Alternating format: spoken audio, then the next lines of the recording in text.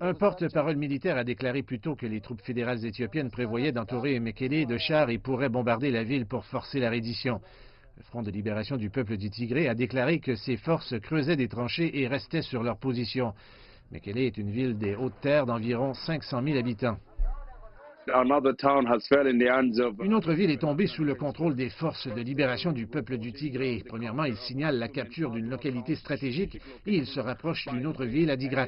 Cette ville était sous le contrôle des forces nationales.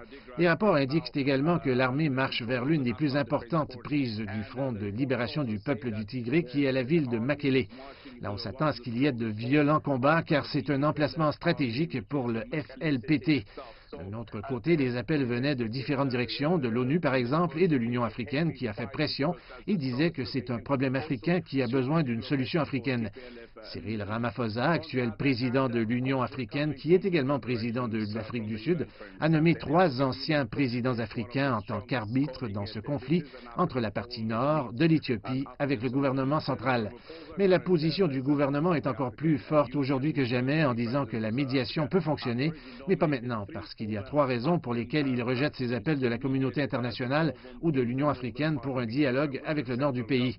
Le premier est que ce sont des rebelles, ils sont armés et ils attaquent, ils utilisent des roquettes et ont transformé cette guerre en un conflit international parce qu'ils ont visé l'Érythrée.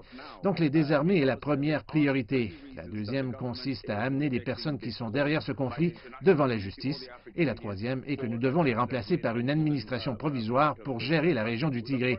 À moins que ces 3 priorités ne soient remplies, autrement il n'y aura pas de négociation car il s'agit d'un État infranational.